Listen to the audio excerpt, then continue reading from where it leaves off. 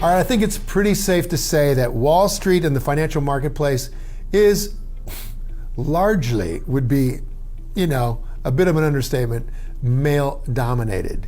Women only run 2% of the hedge funds, and there are only a handful of top female managers.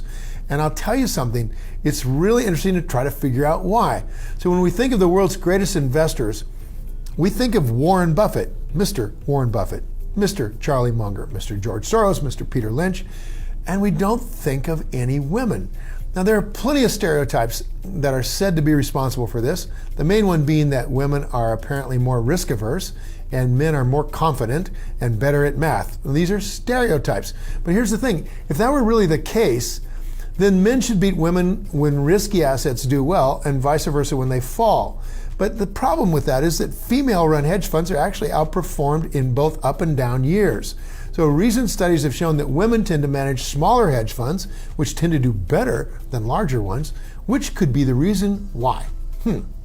May not be the stereotype after all. According to index experts' hedge fund research, women have had a return of 4.4% over the past 5 years compared to 4.2% from the HFRI Fund-Weighted Composite Index. It's also been said that women experience better returns because they don't buy and sell shares as often.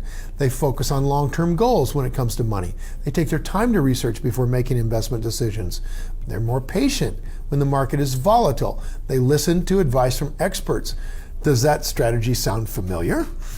Regardless of the battle of the sexes in the financial industry, the lack of women in investing is not because men are better.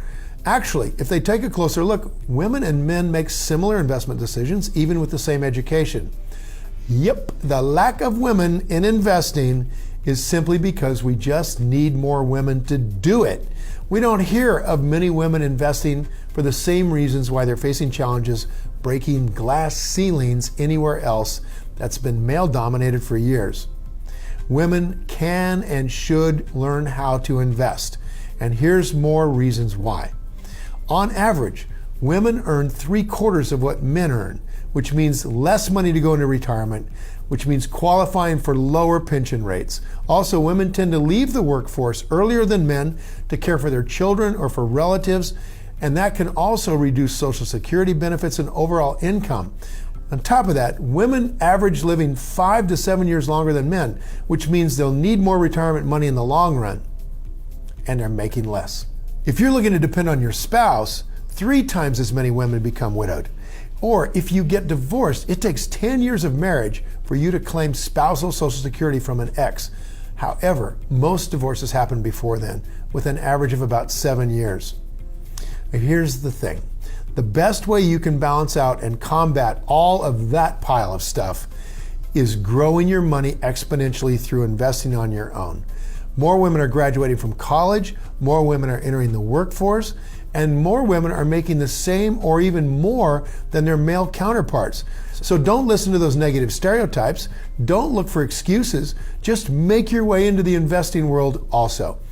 Anyone who's making money should be investing, no matter how much money they make or what gender they are.